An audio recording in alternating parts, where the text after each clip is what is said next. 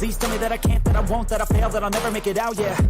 Please tell me all the bad, never good. Fill my head full of every single doubt, yeah. Please say any negative thoughts. I pop off when I hear people say I cannot. I get off to the thought of proving everyone wrong. I won't stop to the top, so you better back off and get lost. I'ma stay loud, stay proud, never running out, never heading south. I'll be spreading out, call it word of mouth. Can't put me down, I'll be getting loud. You can have it douse, not what I'm about. Have your feet cloud, it be raining out. I keep making sound, go another round. I'm legend bound, can't stop me now. You don't wanna fuck with me. A slow burn like a disease. Just tell me that I can and I'll show you things that you couldn't believe. Just tell me that I can. Just tell me that I can. Just tell me that I can. Just tell me that I can.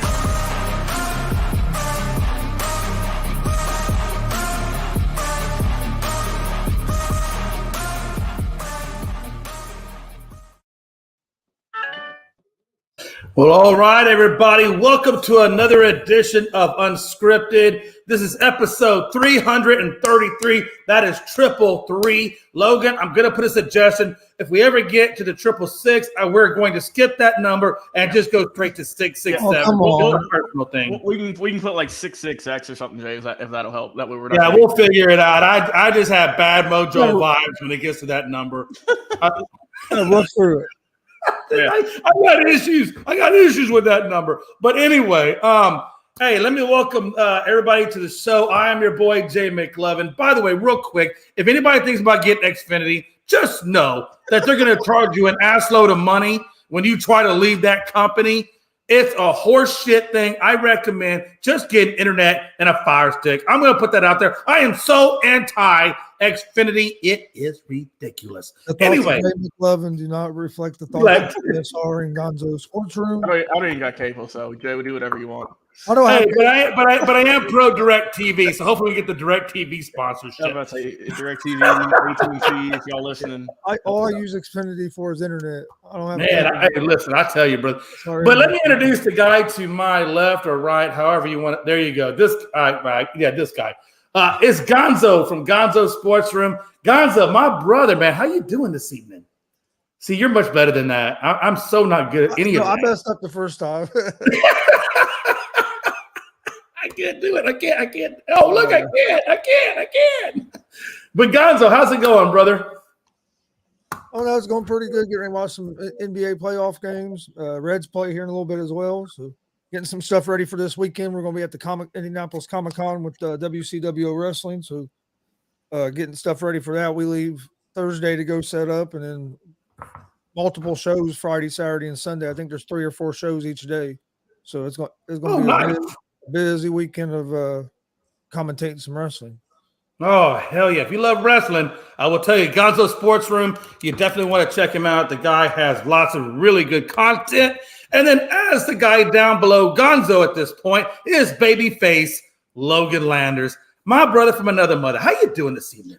Doing good, Jay. Doing good. Glad, obviously, to have another show in the books and get rolling. And we got some interesting stuff to talk about, Jay. Right before the show went on air, our boy Frankie came in clutch, sent us something. Jay, why don't you go ahead and show the people here after you get through our socials? Yeah, absolutely. We're going to definitely hit that up. Let me just let you guys know, again, for all of this breaking news content, when we're not doing shows, you can definitely catch us on Unscripted Guys on Twitter.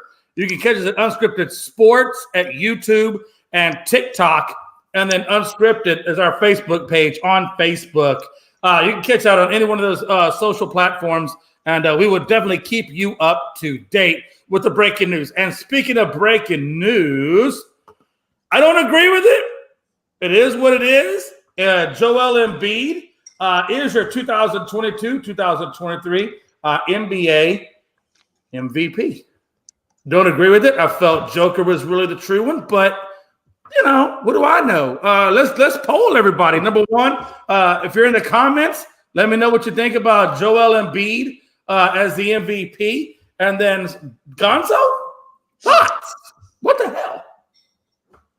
Oh man, I don't think Embiid should have been MVP. I think it should have been Jokic. I think, in my opinion, what happened is a lot of these media people and writers that vote on this, they don't like giving it to a guy three times in a row. A lot of times they don't want to give it to a guy 2 times in a row. I mean, look how many times Michael Jordan or even LeBron James could have been MVP and they didn't get it.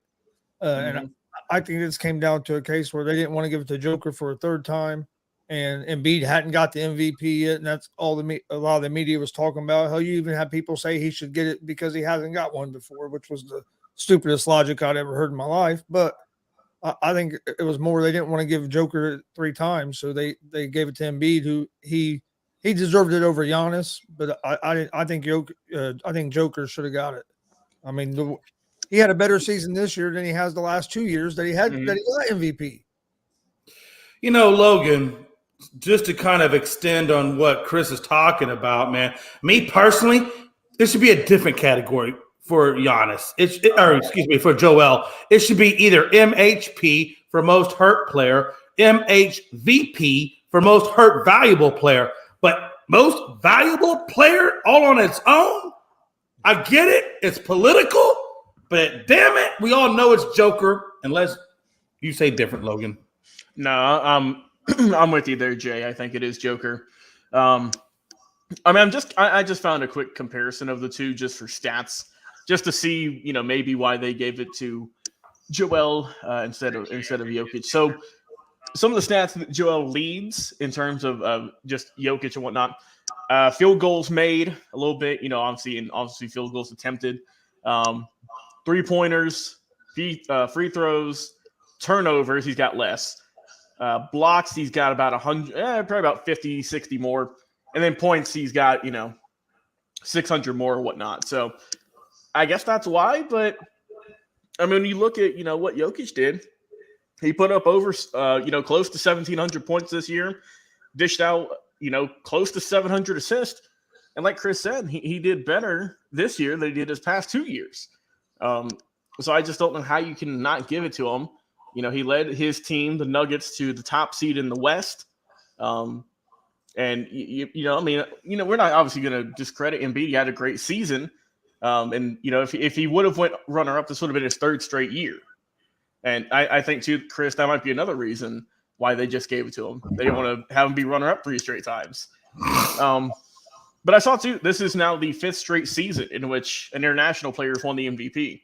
It was Giannis twice, Jokic twice, and now Embiid. And maybe he's wanting to defend his title in 23-24. But, yeah, I'm not super pumped about this one. I thought that it was going to be – I've been saying it was Jokic the whole season.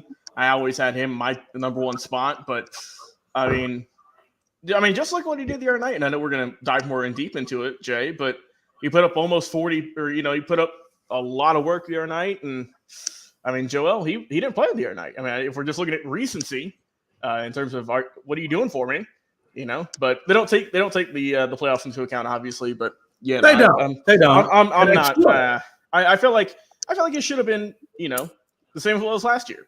Have Jokic number 1 and Embiid number 2. But that's just us. I agree. And here's the deal.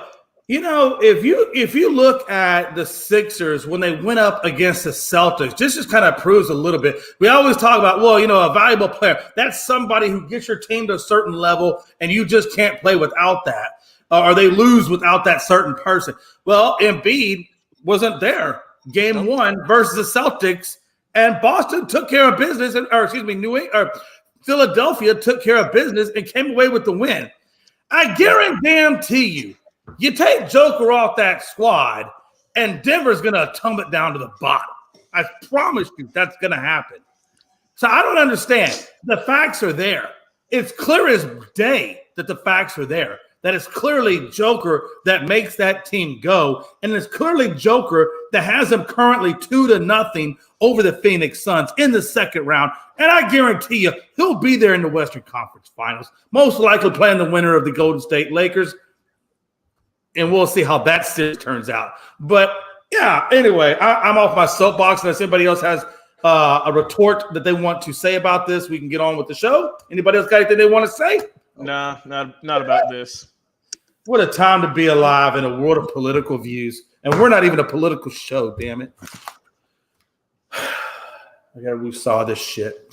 Okay, You gotta woosah this shit. Speaking of the Nuggets, speaking of Joker and all that he is, I want to take a quick look at this series.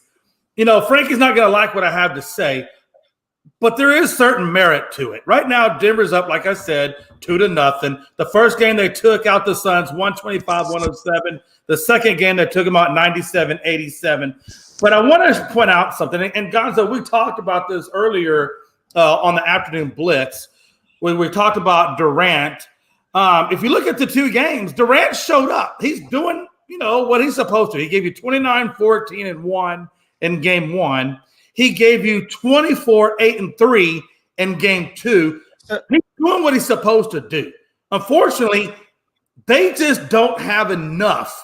Given what they gave up, just like what they had to give up to get Gobert in Minnesota, they gave up a treasure trove to bring in Durant. Unfortunately, I really feel like no matter how well Durant plays, they just don't have enough.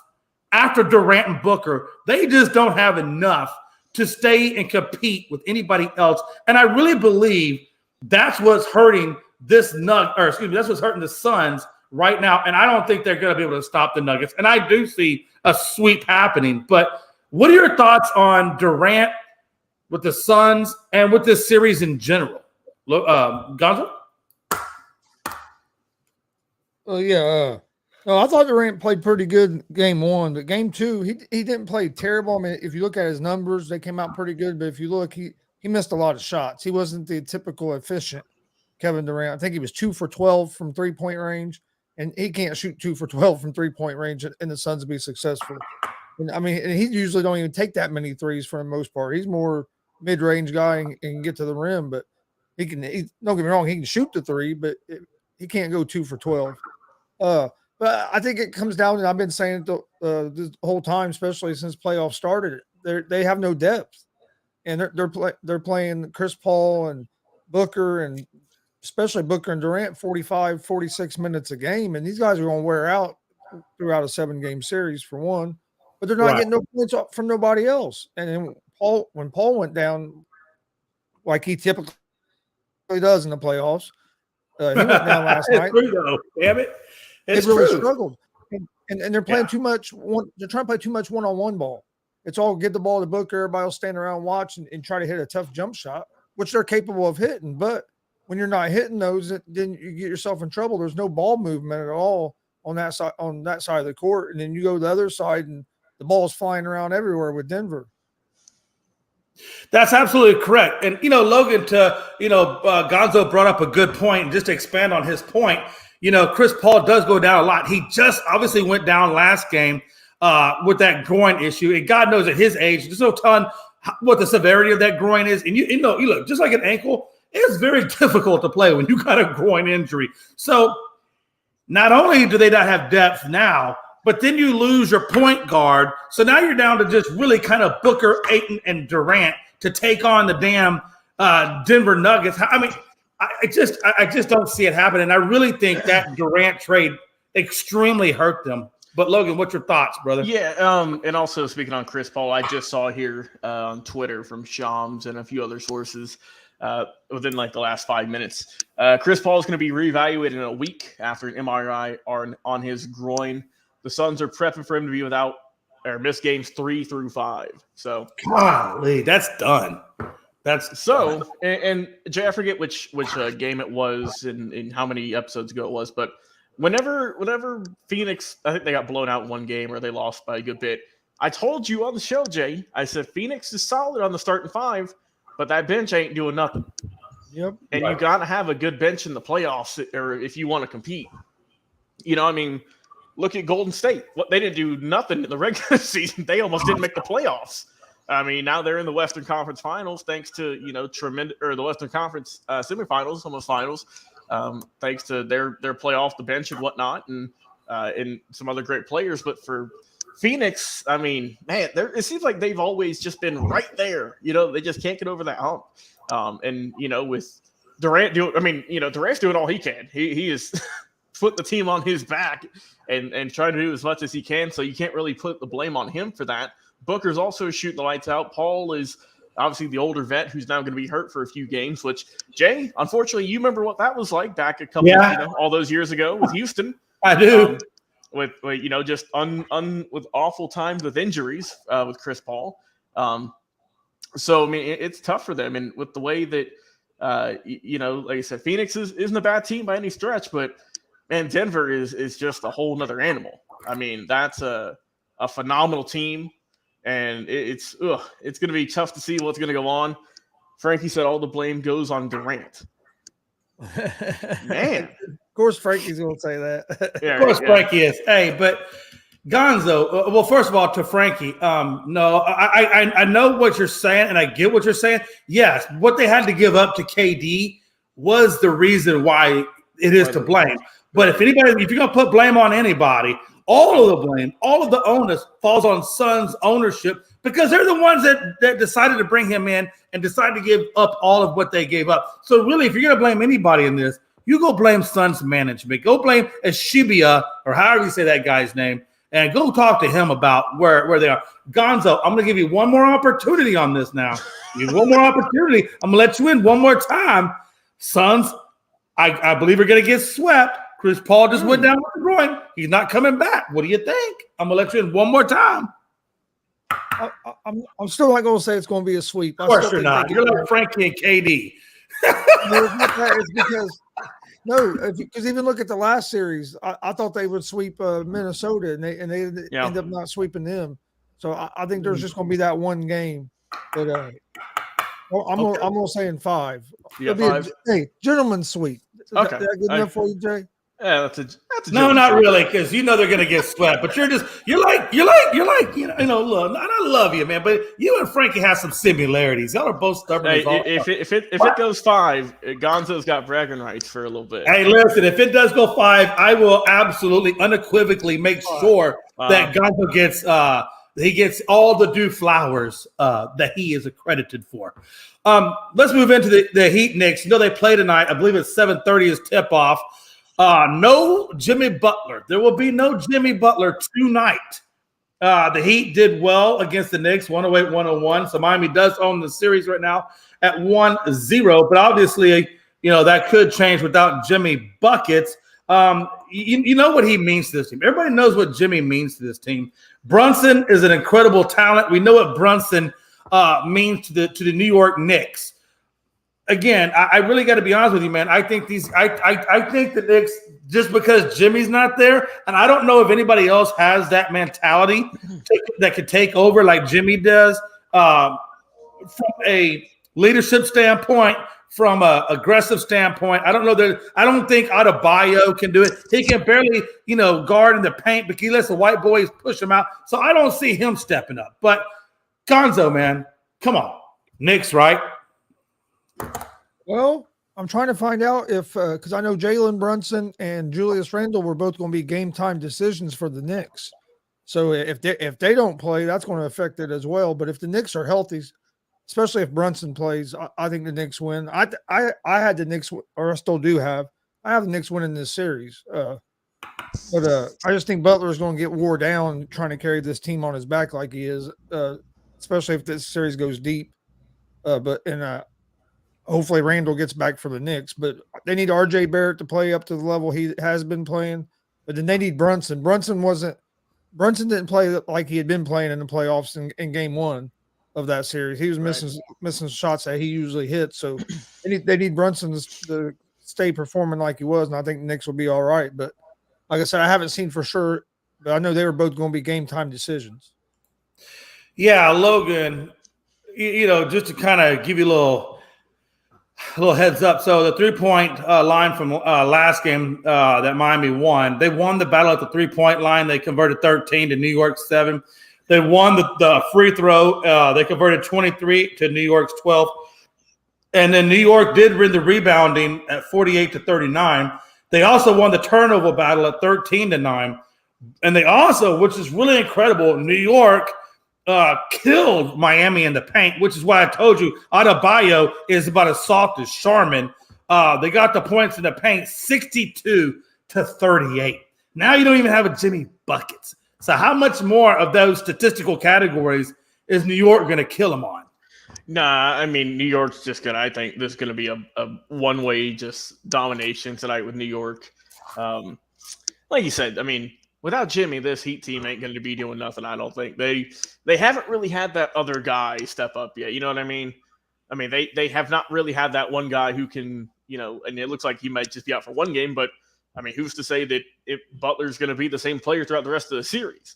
I mean, you got to have, Adebayo, Hero, just someone to help lighten that load on Jimmy, because I mean, he's Right. and it's like Glenn Richardson chimed in. He said he's going to be wore out like he's trying to fix a radiator in the 2025. I mean, yeah, that's exactly what happened. And, that's how the Lakers won that series, is because they just wore him down.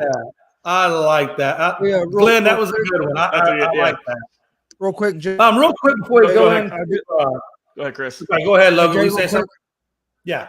I just saw that Randall and Brunson are both going to play tonight. Okay, yeah, Nick's got this one. Yeah, I can't imagine for any life of me that Miami gets this game tonight. But I will say this, Jesus, if they did win tonight, if Miami could somehow pull it out, then I am definitely going to rethink this whole Miami thing. But for right now, I'm with you guys. I just think New York is going to kill them in pretty much every statistical category for the most part. I just can't see them not. But before I move on, I did want to point something out, and I did point out a minute ago, but I was thinking about it, and I found it. I wanted to go back just for 2 seconds. I want to give you one stat on Joker. And again, this is another reason why I felt like Joker is the MVP. Let him know, Jerry. Hold on. I'm just telling you, look, you can't make this up, okay? Yeah, point across. Damn it. If I could just beat it into them. Joker gave you in game 1 24 points, 19 rebounds, and 5 assists. Then he comes back in game 2 and he gives you 39 points, 16 rebounds, and 5 assists. This dude is killing the points. He's destroying the rebounds, and he's still giving you 5 assists. Damn near 5 assists from 2 triple doubles. I mean, I just wanted to get that off my chest so people can say that I'm sorry, the MVP is a fraud. Okay, I said it. Anyway, moving on. We did wrap up one series. Or should I say the last of the first round got wrapped up with Golden State versus Sacramento, obviously 120-100. And Golden State does go on to win that, and they're going to obviously play the Lakers in tonight's game. But I just wanted to kind of point out the reason why I wanted to talk about that series specifically, or that last game specifically, because I think it carries a lot of weight into this Lakers and Warriors game 1. Obviously, Steph balled out. I mean, he just balled out with 50 points and, I forget, 8 rebounds and 6 assists. And again, I felt like Thompson let him down. He went 2 for 10 at 3-point land. And I felt like Wiggins, who went 1 for 5 from 3-point land, went 5 for 16 as a whole. And Thompson went 4 of 19 as a whole. When you're shooting like that, the only reason they beat Sacramento is because Sacramento was shooting worse than they were. Sacramento gave you 37.5 field goal percentage, which is pathetic. So the only reason, and again, the only one that showed up for Sacramento was Sabonis with 22, 8, and 7, and he went 10 of 16 from the field. So if it wasn't for Sabonis, God knows where their field goal percentage would have wound up. But when you go up against this Lakers team, and again, the Lakers got to do the same thing, right? They're going to have all hands on deck to go against Golden State, especially at home. But how big is this going to be? Is it going to be an issue that Wiggins and Thompson aren't really necessarily playing to their fullest extent? I don't think it's going to be an issue because if you look at the game before that, I think Thompson had like 25 points. So it wasn't like he played that way the whole series. Now I think they're going to go. Golden State's going to need Thompson and Wiggins and Poole to play at a consistent level in this series against the Lakers. They can't be having them guys shoot like that multiple games. No, but I'm not real worried, like I said, because there was other games where Thompson was hitting it. Seemed like everything he threw up a couple times, and Wiggins had some good games as well. But the guy that I think gets that train moving, of course, Steph Curry. But besides him, is Kayvon Looney. Dude's getting like 19, 20 rebounds. Yeah, he was sometimes 9, 10 offensive rebounds. And he's been real big in the playoffs for the Warriors. He gets kind of overlooked. But then I like the way it went because I like Curry getting the 50 because a lot of people always says he don't show up in the playoffs. So I like that last year he carried his team to a championship, and now he's doing this where he's mainly where he's the guy, and to be able to carry his team in a game 7 like that, and if he can, like we talked earlier, if he can win a championship this year, get his 5th and doing it, carrying the team like he is, I mean, that just helps his legacy. And I think he gets disrespected a little bit. So I think he might get a little more respect that he deserves if he gets this other championship, especially carrying the team like he has been. Oh, there's no doubt about it. And I'm really glad you brought up the Looney 21 rebounds that he brought, because when they interviewed Steph at the end of that game, he really that was one of the biggest things he pointed out, was he felt like Looney, with all the rebounds and all the hard work that he was doing at the paint and stuff like that, really got that team dialed in, and that was huge. Logan, I think if I was going to title this series or put a point on this series, I think it's going to be whoever could be the most consistent team is going to be the one that wins this series. But what are your thoughts, Logan? Yeah, I mean, Chris, you brought up a good point there. Just mentioning just how vital Kevon Looney's been, especially in the last handful of games. Especially because, I mean, if they didn't have him, if he wasn't playing nearly as good in that series against Sacramento, they more than likely would have lost that. I mean, because, I mean, for a minute, Sacramento, they were in the driver's seat. They were looking good. But, I mean, Golden State, once again, like we've been saying it for, about 10 years now? I mean, right. they found a way to win. And, that's why they're one of the best teams in the last, X many years, man, in terms of just reliability and how good they're going to do in the postseason. But coming into this series against the Lakers, it's going to be a good one. It's going to be a really good series. It's going to be, how's LeBron going to hold up? How's AD, most importantly, going to hold up? As good as he was this, previous series, my God, he was unstoppable, it felt like. And mostly, are the three-pointers going to be hitting for the Warriors? Because if they are, more than likely they're going to win these games. And if not, then it's going to be the battle of attrition. And we know, obviously LeBron and AD, they're wanting to get these wins, especially LeBron, because Steph Curry's kind of had his number over the years.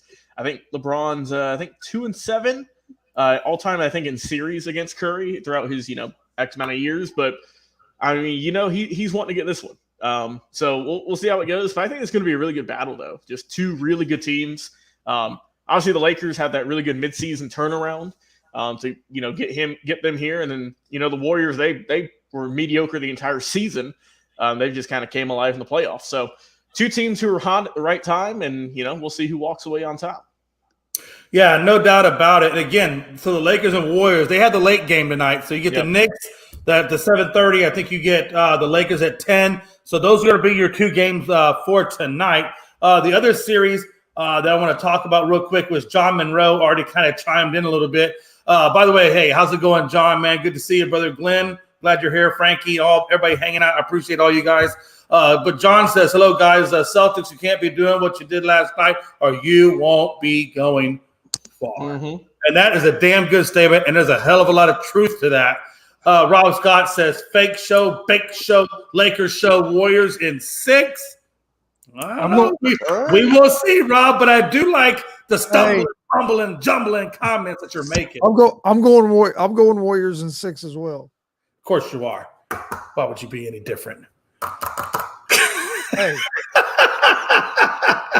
I'm kidding, man. Hey, we'll see. Hey, 5 Warriors in 6. I'm telling you, look, the Lakers got to take one out of Golden State. They don't got to take them both, but they got to split the series in Golden State, or I do believe it will be Lakers in 6. So, again, it's going to be predicated on these two games in Golden State as to where it goes 6 or if it can go 7. We'll have to wait and see how that pans out. But let's get back into what John was saying about these Sixers. Again, they had no Embiid, and yet the Sixers still beat the Celtics 119-115. And again, he has a sprained knee. I think he's going to try to go in the next game. I haven't heard anything about him being ruled out. Do we know if he's been ruled out or is he still day to day? As far as I know, he's still day to day.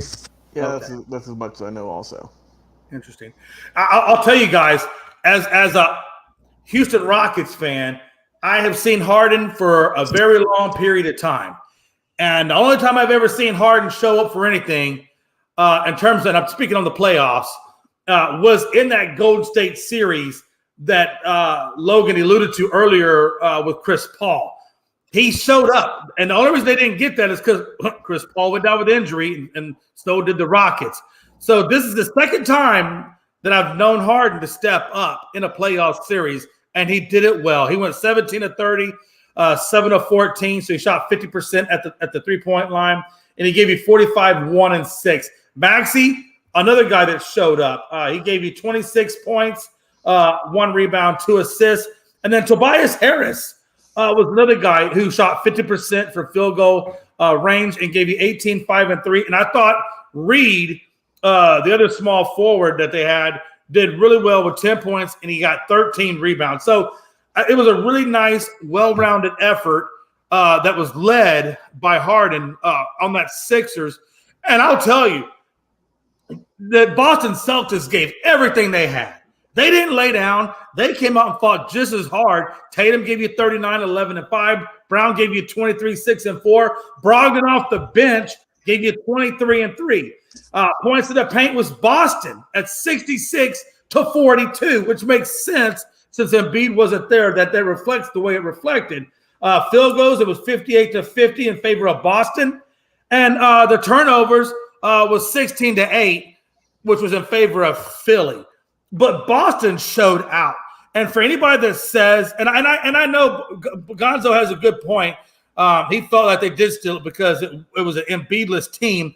I still feel like they took that. They went into Boston, gave them the big FU, the big middle finger, and walked away with the win and said, Boston, we took the best that you had. You had us at our weakest, and we still took you in your own hometown. What a time to be alive. But Gonzo, thoughts on the series, brother? The game last night was crazy. Like you said, the old James Harden came back. Not only did he have the 45 points, but he also hit the three-pointer with 8 seconds left in the game to put Philly up by 2. So he was clutch. The reason I say they kind of stole that game is, you're right. They went there and took it, but they kind of stole it because you don't have your best player. But also, Boston, you can't turn the ball over 16 times in a playoff game. yeah, you ain't gonna do it. But that's really what killed Boston. Hell, there at the end in the last few seconds, they threw a pass right to the I think it was to Maxey, right to Maxey. Maxey goes down for a dunk to like tie the game, and it's like Boston had control of that game there toward the end, but some turnovers flipped it to the 76ers, and they were able to take advantage of it. So I think it's a big win for the 76ers because now you basically have home court advantage. And Absolutely. All the pressures flipped on Boston to at least try to split home court now. Absolutely, Logan. He made some really good points. I think game 2 in Boston is going to be the telltale sign. Can Harden come back and duplicate that effort? I have no doubts in my mind about Tobias Harris and Maxey. I think they'll do just fine. But it's really going to be if Embiid is not there, can Harden come back and be that leader again? I think it's going to be huge. If Embiid is there, then I think we're going to see something special. Logan?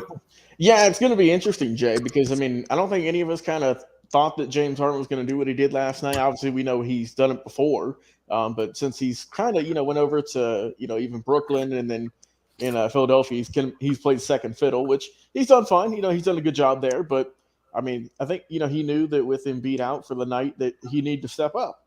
So that's exactly what he did. Came in clutch, scored a lot of points, and a lot of them in clutch time, too. To help get the game 1 win, get things off on the hot start.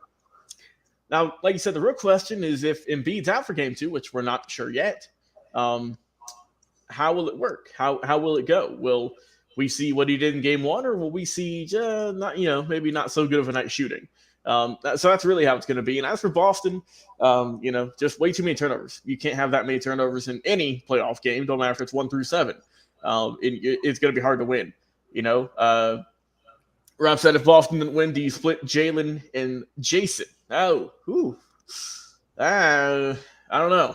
That's I a don't tough think one. you do yet. I think you could at least go one more year just because of the coach. I would say because of the coaching change. Yeah. It's hard to split those two guys up because honestly, it's not their fault where they are. It's other. I mean, they fought. They gave everything they had. It's those turnovers that really hurt them.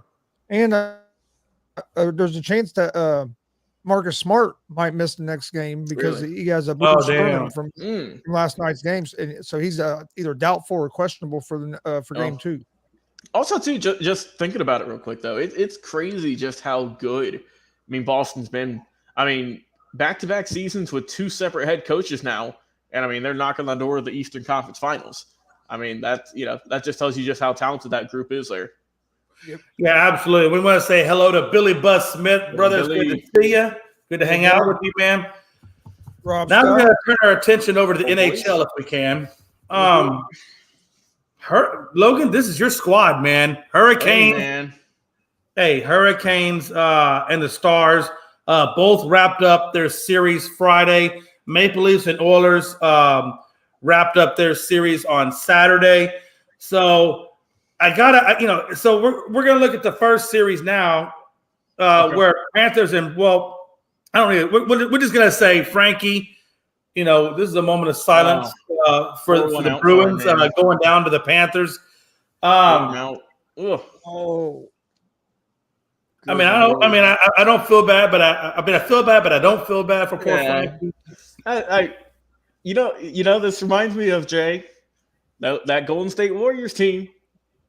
They got the most wins in NBA history. They still couldn't do it, but at least the Warriors made it to the finals. Hey, I am going to give the Bruins a little bit of credit here. Look, if you're going to go out, at least they took them to overtime. They didn't just lay down. Like they pushed them all the way to the end. So I'm going to give them credit there. They had a really good third period where they got 2-1, but that fourth period, it just wasn't in their favor. And Montour had 2 goals, and that was impressive.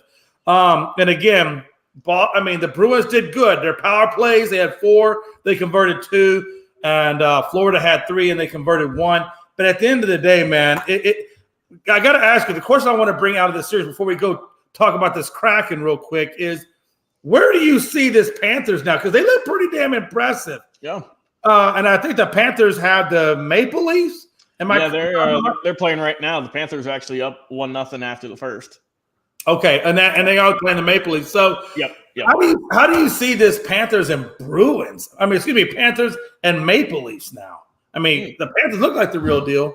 Yeah, I think the Panthers are going to ride that momentum. Question is for how long?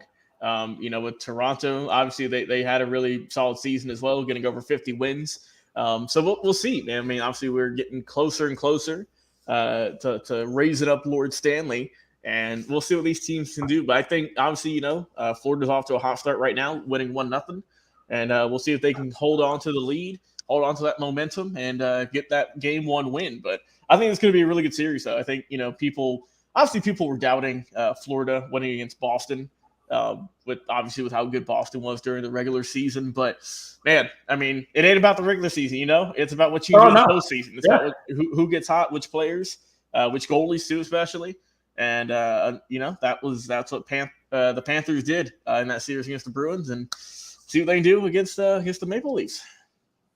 Yeah, absolutely. Gonzo, again, man, Panthers versus the Maple Leafs. They're up by 1. Is this Panthers? Are they going to be able to handle these Maple Leafs and take the series? How do you see it going? I'm gonna say Panthers going the series. That's but that's just basically going. Just because I think they're hot right now. Yeah. And I'll be honest, I haven't watched a whole lot of it, but just be hearing what I'm hearing and stuff. And Dad watches quite a bit of it because he follows Vegas. But I think the Panthers might get them. Well, there you go. And then we look at the next series. The Kraken obviously took care of business and eliminated the former champions at this point now, honestly, because they are no longer champs. Since they've been eliminated, they don't have a chance to become champs. So I'm going to go ahead and put them in the former champion category. And Seattle Kraken took them out 4-3. Got to be honest with you, second season and you're already taking out the defending champs. That is amazing. The Kraken are now going to move on to play the Stars. We'll get to that in just a minute because they actually play tonight as well. But I thought that was crazy, man. The Kraken did not get as many of the categories as what the Avs did. They got them on shots, 34-27, in favor of the Avs. The Kraken got them on hits at 46-23, but on faceoffs, they got them 32-23 over the Kraken. And then the Kraken had 0 power plays, and then the Avs actually got a goal on their only 1 power play. But it was interesting on blocked shots where the Kraken had 29-11 of the Avs. And I got to be honest with you, that goalie, Grubar, had 33 saves. He was one of the heroes for the Kraken that night. And that Bjorkstrand got 2 goals. So those are really your 2 main guys for the Kraken over the Avs. But was anybody surprised that the Kraken took out the Avs? Yeah, I mean, it was, it's like what the Golden Knights did a couple seasons ago. They ran all the way to the finals, and they couldn't get it done, unfortunately. But, I think that was, their first, maybe second year also, just like Seattle. Wow, it's just, like John said, who didn't think the Kraken was going to go to make the playoffs, even get past the first round? This is their second year. People get how Vegas started. And then you say, yeah, I did just read your thoughts, John. There you go. That was before you even put it in the comments. I said it. So that's just like the sync we're on right now, me and John. But, I think that Seattle, obviously, they've got a lot of momentum knocking out the defending champs. But, Jay, I know you're going to be you're rooting it all against them, hoping that your boys can knock them out and you can keep moving on. Hey, we got to get quicker at this. John Suds getting pissed off when he read his comments at time. John, that was exactly the job I gave to Logan, and to be fair though, Jay, I said it before John even put it down there. Look at the time. Okay. I'm gonna give you. I'll tell you what I do, Logan. I'm gonna give you partial credit. You still got a job. What do I get paid? Yeah, you tell me when I get paid something. He said I got some golden coins. Actually, if we want to get paid, we got to go talk to Freddie Henderson. Who? Oh, that was a quick shot. I should have said that. Strike it from the tape. But no, Gonzo, man. I know we talked about again. We talked about this also on the Blitz. Can the Kraken be too much in that oxytocin love phase? In that elated phase, coming off that win over the defending champs. Can they get back to business? Can they get refocused and come at the Stars? And who do you think is going to win that between the Stars and the Kraken, since we got game 1 tonight? To be honest with you, I don't know enough about either team. I hope Dallas wins just because I want to see Dallas. Jay happy? Well, I want to see Dallas versus Vegas so I can see my dad and Jay go at it. Oh, me that's too. Perfect. That's what I want now. Sorry, Kraken. Yeah. Hey, Mickey Delaney, we totally feel bad for you because he's going to hit me up in the comments, I swear, every day now. So I'm going to be living on the Mickey Delaney train. But yeah, man, definitely. Me and Tony, it would be amazing to square off against him. So that's going to be a lot of fun. Hey, I'm looking for that one now. Man, listen, I'm going to DDT that micro midget wrestler like you wouldn't believe. Don't tell Tony I said it because he might kick me in the kneecaps. Hey, that's why everybody knows my legs are my weak spot. So if you take out the kneecap on me, which isn't hard, Jay's going to go down like a Baxter Matchsticks. John also says Kraken has to win the power play if they're going to win, and their goaltending has to be superior. John, I agree with you because we all know about the Kraken. They are not a physical team. They're quick, skillful, but they are not physical. And Dallas is straight up physical. And they have a great goaltender in Ottinger. And Marchment is really, really good on the power play. So I really want to see how the Kraken can respond when Dallas puts them into the wall and really starts to put the beat down on them. Can they overcome that? So that's going to be good to see. And then John says, can Pops get his leg that high to reach your knees? Damn, I'm going to leave that there. What a time to be alive, man. And then I think if we look at the Rangers and Devils, they just wrapped up their series the other night, and they took out the Rangers 4-0 for the 4-3 win. And it will be the Devils versus the Hurricanes. Logan, wow. Before we get into that real quick, I just want to kind of go over the schematics real quick. The goalie for the Devils got 31. I think his name is Schmid, something like that. He got 31 saves. So he, in my opinion, when he more than nothing, yes, your scoring is amazing, but giving them 0 goals, that's pretty impressive. Shots on goal was 31 by the Rangers to 24 by the Devils. Hits was in favor of the Rangers again, 23-18. Face-offs, 26-25 in favor of the Devils. Power plays, 4-3 in favor of New York, but 0 goals were scored. I thought it was interesting that the takeaways, the Devils took it away 20-3, but they gave it back 14-6. But at the end of the day, it was, I think, the goalie play that kept them from getting a goal that I thought, in my mind, was pretty damn impressive. Gonzo, to top it off, this is the first series win the New York Devils have had since 2012. What is your impression of the Devils coming off this win against the Rangers and securing it versus the Hurricanes next round? You're gonna get yourself in trouble if you keep calling the New York Devils or New Jersey. New Jersey Devils, yeah. Get yourself in trouble. I was gonna keep it Devils and Rangers. We'll just keep it that direction. I think it was a big win for the Devils. I mean, going against the Rangers, who's the more popular team, and they're, you know what I mean, and it's not like they're real far apart. They're pretty close in proximity. So to get a win over them, that's in New York. I mean, that's a big deal for New Jersey. I don't know how they're going to fare going forward, but I do think that was a big deal for that franchise. I don't know, it's kind of like the Clippers and the Lakers in a way.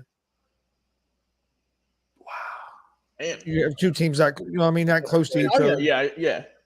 And, and just to go off what Chris said, I mean, obviously it was, a good series between the two. And, I mean, it's a long time coming for the Devils. Like you said, 2012. It's been, 11 years now at this point. So, long time coming for the fans. They're ecstatic for all this. And it's against a tough team, too. So now, unfortunately, they get knocked out this round, though, Jay, by the Hurricanes. But, hey, it is what it is. Yeah. So how do you and I definitely I can see the Hurricanes taking care of business over the Devils. I just think I think that is their one to win. Honestly, I really do. So that wraps up hockey again tonight. We had the Panthers versus the Maple Leafs, and then you had the Stars versus the Kraken. So those are your 2 games on tap for tonight. Yeah, baby. What a time to be alive. Let's talk a little Xander Bogaerts making history. Again, this guy is the first guy to hit a home run in 4 different countries. Clearly Mexico, U.S., Canada, and, of course, England. So he's hit a home run in all 4 countries. The other ones have only done 3. Brantley was one of them, and I forget who the second one. There's only 2 guys that hit home runs in 3 countries. But, again, he broke that, hit it in 4 countries. And Xander Bogaerts, guys, this guy's playing really, really good baseball right now for the Padres. He's batting .311, 6 home runs, 13 RBIs, and 19 runs scored. I mean, he's doing everything that they brought him in to do. He's doing it. What are your thoughts on Xander Bogaerts, Gonzo? No, I mean, we've all known he's a hell of a player, but it's pretty cool when you get to mark yourself in history with stuff like that. So that's a pretty cool little stat that he has in history now, that he's the first to hit in that many different places. So it's a pretty cool moment. I know that was a crazy game there in Mexico. That one game they hit, I think, 11 home runs combined. Yeah, that's insane. It was elevation, man. It was crazy. That ball was just flying out there. He said that's not a baseball game. That's a home run derby. Oh, you're not kidding, man. Logan, thoughts on Xander Bogaerts, man, and his accomplishment in 4 countries? No, I mean, I want to look at it. Yeah, I mean, it's super impressive, man, that he was able to do that. And, like you said, that game in Mexico was just wild all in all. But, I mean, Xander's been the best player on this team this season. I mean, Tatis, just came back. It's hard to really put a whole lot on him. Soto's been a disappointment, though. He has not really been off to the hot start, 30-some-odd games in. But, I mean, Bogaerts, he's the only one on the team, at least from just quick glance, hitting over 300. Tatis is also, but obviously he's played less games. But man, just, I mean, he's doing everything, and just a cool little feather in his cap there. I'd say he's the first one, and maybe only, we don't know, to ever hit four in separate countries. So cool for him, man. Glad for him, and hopefully this is good for the Padres and maybe get things turned around after his subpar performance so far this year. Yeah, absolutely. And I just gotta tell you, man, I think that's incredible that you can hit 11 home runs in a game. I mean, again, that's like a derby to me. But John Suggs does wrap up that hockey. He had one comment there. He says the Devils have more than 1 to 2 players that can score. Hurricanes seem to like their main score, and I'm a Hurricane fan. Yeah. Again, and their defense was stellar against the Rangers. So we'll see how the Hurricanes can match up with that. I think Logan, I think that's going to be a damn good series. No, yeah, it is, man. I mean, we're getting closer and closer, like I said, with the NHL playoffs. So now we get to see hopefully a lot more deeper games. Hopefully going 5+ and whatnot. You didn't like all those overtime games that we got in round 1. That wasn't enough. Those are great. Those are fun. But I want to see them. I just want to see it continue. I just want to see it throughout the entire. Oh no, I definitely think it's going to continue. That's what I'm getting at. I just want to see it throughout the board. Oh no, I guarantee you. I think that trend is definitely going to continue. All right, let's get into some closing breaking news stories.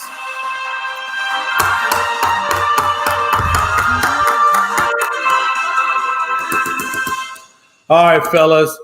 Dion has made it known that he is ashamed at the NFL. Shame. He is ashamed. He said HBCU players are not getting the recognition in the draft from the 32 ball clubs that they deserve. Matter of fact, it was Isaiah Bolden, the cornerback out of Jackson State that was taken by the Patriots, 7th round at pick 245. That was the only one. Now, last year's draft, they had 4 HBCU players drafted. And I will tell you, it's not from a lack of giving them their due. The NFL did start a combine specifically for HBCU players in 2020, and they did it in 2021 and so forth. This year, 47 players, 47 attended that combine, and all 32 teams were in attendance. I don't know what to tell you, Dion. If they felt like only one was worthy of the draft, then only one is probably worthy of the draft. What do you want them to do? I don't know. How do you guys feel about it, Gonzo? And that's the thing. It's I mean, these scouts evaluate these players, and they all have the same opportunities. But the one thing that does get you is that, and it don't just go for the HBCUs. It goes for any smaller, even small colleges. If you play at a smaller college, that makes the chances that actually can decrease your chances of getting to the NFL because of exposure.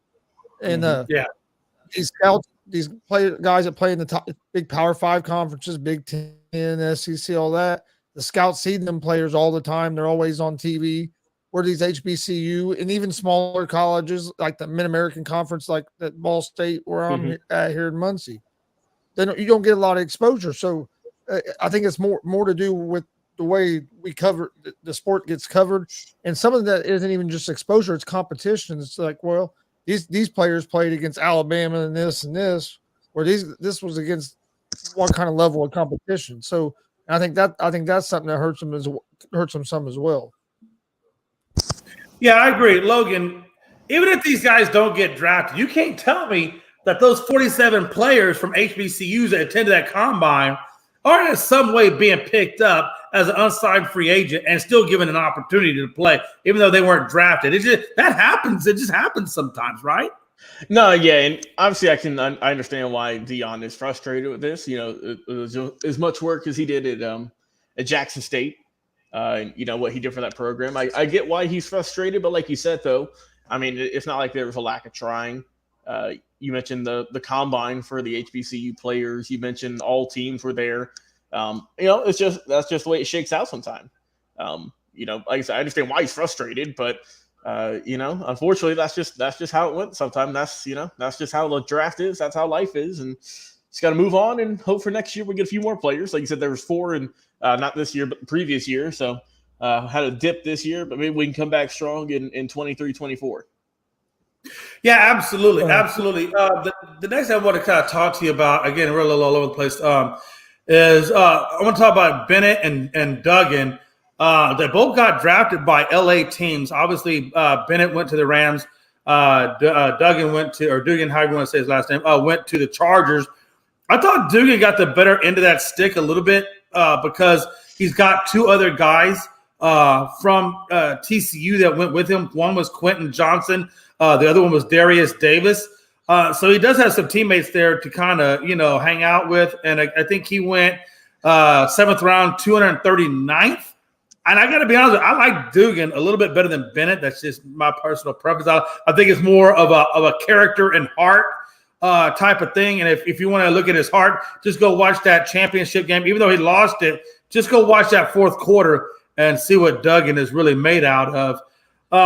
And then, of course, you got Bennett that was selected by the Rams. He was a number 2 vote getter for the Heisman. He went in the 4th round at 128. I do think probably maybe Bennett would have the more likelier chance to get a start just because Matthew Stafford obviously is a little older in the tooth. So I think he probably will most likely get an opportunity before Duggan does. But, again, 2 good teams, 2 great quarterbacks. Did they get drafted where you thought they would get drafted? Concept? Yeah, kind of. I think Bennett might have. A lot of people thought Bennett might even get drafted a little bit later than what he did. Right. But I like the pick by the Rams with Bennett. I think he takes some criticism. Sometimes he really don't deserve because the dude. I mean, he won 2 national championships. I mean, it ain't like he's a scrub. He can play. Right. I think it was a good move for them. They have Stafford, but if Stafford's not healthy, and how many more years is Stafford going to play? Yeah, he ain't got much probably. So you're getting a guy in the 4th round, and we've seen teams hit on quarterbacks 4th, 5th, 6th round. So, I mean, I think he's walking into a good opportunity because he probably has a chance of playing sooner than Dugan does. But I like where Dugan's at there too because, like you said, he has 2 former teammates with him. And hey, Herbert's had some injuries, so I think it was a smart move by the Chargers to try to get a competent backup in there. That way, if he is hurt, or Herbert goes down, you have somebody else. So I like both picks by both teams, but I do think Bennett has a better chance of playing before Dugan does, just because of the situation he's in. Yeah, I definitely agree with you on that as well. It's going to be interesting, again, to see how these guys pan out in their careers. Switching over to baseball real quick, I just want to kind of talk about DeGrom. This is the second time he's gone on the 15-day IL with the right forearm tightness. He exited in 3 2/3 innings his last start. I don't know, guys, man. The Rangers don't seem to miss too much of a beat when he goes on the IL. Their other pitchers seem to pick up where they left off, and they seem to keep rolling no matter what. I almost wonder, do you think maybe the Rangers made a bad investment bringing in DeGrom? Oh, I don't. I mean, that's too early to tell, Jay. That's I don't know. That's a little too early right now. I will say though, thank God it's not Tommy John surgery like some people thought it might be. I mean, anytime you see someone go down with his forearm, you might think the worst. Right. But, I mean, like I said, it's not as bad as I think it is. And like I said, Texas is, they're kind of surprising right now. They're a team that people thought, I mean, they're kind of questioning coming into the year. You didn't know how they were going to do in the West. With Jay, with your Astros, obviously on top, the Angels, who everyone says this might be their year, they break through, and then the Mariners had a good season. The A's are just kind of there, just hanging out until they get a new stadium. But I mean, like I said, thankfully it's nothing too severe. He's going to miss a little bit of time, but nothing. It's not nearly as bad as some people thought. So, but no, I'm not going to go out on a limb and say that was a bad investment already. Even though, like I said, we're early into the year and he's already missing time. But if it continues, then I might get a little hop on that. But for now, I can't get on that. Yeah, absolutely. And John Suggs says then you could play devil's advocate. Most pitchers come back after Tommy John and throw faster. I think the best example of that was Verlander, who got to Tommy John and then came back and took the Cy Young. So I mean, if he did have to have Tommy John, what's the worst case scenario there? Gonzo, what do you think, brother? Yeah, I don't. I kind of agree with Logan on it. I don't think he's gonna. I don't think you can say it's a bad investment yet. I think what they need to do now is get him healthy. Like you said, the other pitchers are pitching pretty good right now, so you have some time here. You don't really have to rush them back. So I think a lot of it's going to be getting them back, and you want him to be strong after the All-Star break. You're not really worried about this part of the season, especially the way you're playing right now, because you go off to a pretty good start. So they got time. I think they'll take their time, handle it right, and then you got to hope he recovers and can stay healthy. But I think I agree with Logan. Got to see a little bit more of the season before we can say it was a bad move. But it's going to be interesting. Yeah, Judge is already on IL after getting a new contract. That's crazy. That is crazy. And I know Frankie's over there, just cursing the winds that Judge is on the IL. I mean, yeah, I get it. I get it that it happens. It's just to me, you spend all that money for this guy, and this is the second time, that he's gone on the IL, and I get that it's early, and the fact that it's early and he's already having these issues, is that going to be a pattern as you go through the season? You know what I mean? Well, that's what I'm saying. It could be a good thing. Could end up being a good thing though, because you get him rest, get him healthy, and then toward the end of the year, your hope if he's healthy, he's going to be stronger because he has right. He has rest. We're going to need him big time in the playoffs. Yeah. So you're definitely going to need him big time in the playoffs. All right, we're going to wrap it up with the last topic of the night. That's the XFL game that's going to be happening in 2 weeks on May 13th out there in San Antonio between the Defenders and the Renegades. I tell you, it's crazy. You look at can Javante Payton eclipse 100 yards rushing because he had 94 yards against Houston for the Renegades. And then you say, can DC handle the Arlington defense who put up 3 sacks on Houston, 3 for loss, and then an interception?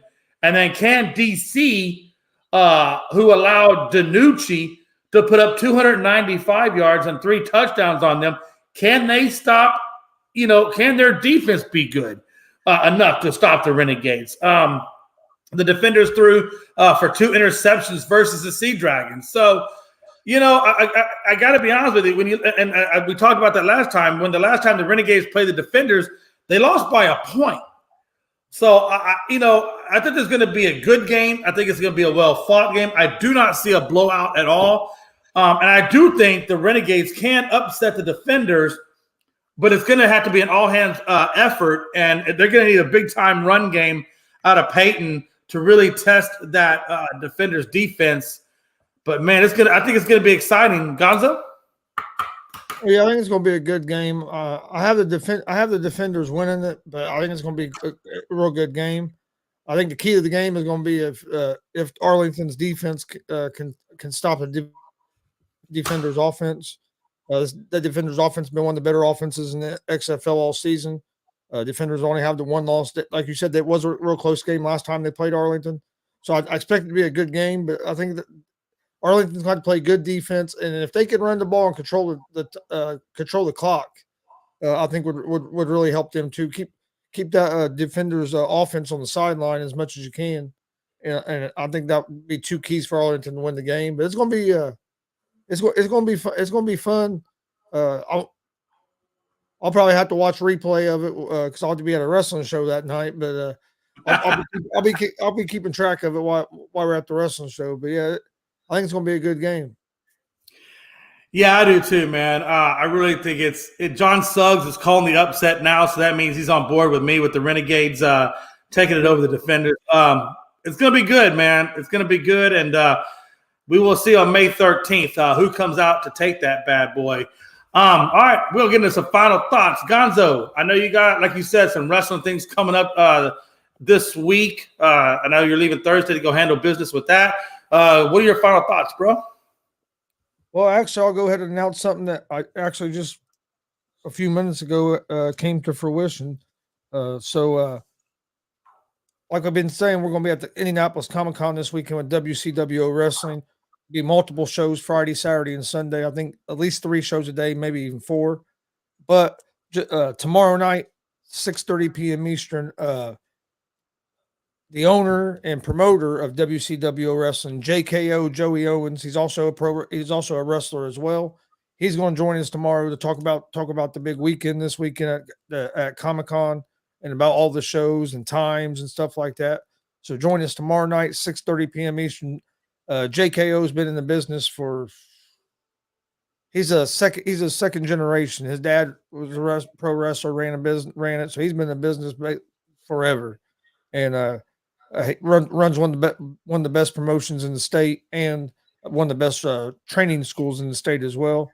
So check tomorrow night, 6:30 p.m. Eastern. I'll be putting a graphic out about it here in just a little bit. I'm going to actually make one here after we get off. Like I said, just got this set up just a few minutes ago. So he'll be joining us tomorrow. Then we got Comic-Con this weekend, and then next weekend we got the Bearcat Rumble. It's a fundraiser for Muncie high school wrestling team and the Muncie Wrestling Club. Gonna have a couple midgets on the card. I think they're gonna be in a steel cage. Half the show is going to be steel cage matches. Everything after intermission is going to be steel cage matches. Going to be a great show. JKO, the guy's going to be on tomorrow. He'll be on that show. So make sure you join us for that. That's May 13th, 6 p.m. Eastern, YouTube, Twitch, Twitter, at Gonzo Sports Room. And hit that subscribe button on YouTube at Gonzo Sports Room. We greatly appreciate it. Hell yeah, man. That's a lot of good stuff. Make sure, like Gonzo said, you can check him out tomorrow night at Comic-Con. That JKO thing, man, that's gonna be huge, as well as the other events you got going on. Yeah, make sure you check Gonzo out there at all of his platforms at Gonzo Sports Room for all the information. Who do I think is gonna win tonight? You know what? I want to see Lakers win. I do. I just Mike is gonna go crazy if they win. So yeah, I'm gonna pull for the Lakers tonight. I do think they can win. If the Lakers can go out in there, I got Warriors consistently, I think they can win. But it's not going to be easy. You're going into the Lions' den, and the Lions, man, when they come out, it's going to be nasty. It's going to be a good game. I hope it's going to be a good game. We'll find out. Gonzo, your thoughts? I know you kind of said Warriors, so I know you're going to say Warriors. So, yep. I can almost read the mind. But no, yeah, so there you go, John. I can tell you, Gonzo's riding with the Warriors tonight. I'm riding with the Lakers. We'll see about the Titans go at it. LeBron James versus, good Lord, Seth Curry. My mind went break from it. Versus Seth Curry. So we'll see who comes out of that one. Again, check us out on our platforms as well. Saturday, I do want to point out Saturday, we're going to have an interview with a hockey fan that has a fan page and talks a lot of hockey. We're going to be talking specifically will Georgia be getting an NHL team? We're going to talk about the likelihood. We know the Atlanta Thrashers obviously left here. And so we'll see who is going to come and replace them. It should be a very interesting interview. I don't think you're going to want to miss that. That goes down Saturday at 1 p.m. And then also check us out on our following pages at Unscripted Guys, all one word, on Twitter, Unscripted Sports on TikTok and YouTube, and then obviously Unscripted at Facebook, man. Gonzo, man, had a lot of good comments tonight, man. Boy, John Suggs showed up. Billy Buzz showed up. Rob Scott showed up. A lot of good people hanging out with us, and we absolutely 100% appreciate them. Yes, we do. All right, folks, man. Yeah, make sure you check out. I never know what the hell that means, but I'm going to go with it. Is there going to be an afternoon blitz tomorrow, or are you going to be afternoon? Wait, tomorrow's Wednesday, right? Yeah. Yeah. Do afternoon show tomorrow. Okay. So catch me and Gonzo tomorrow at 1 p.m. On the afternoon blitz. So we're going to have a good time. Baseball show in the morning. Yes. Baseball show, 9 a.m. Eastern, around the bases, and then afternoon blitz 1 p.m. Eastern. And then I'm pretty sure Gonzo will be out the door and off to Comic-Con as soon as that's over. So catch us tomorrow on those shows. And as always, man, it's your boy Jay McLovin. We had Logan Landers on earlier today and Gonzo as well from Gonzo Sports Room. Much love, and I love these guys. Frankie, he commented tonight. Appreciate you commenting and hanging out. And until next time, it's your boy Jay, Unscripted. Deuces.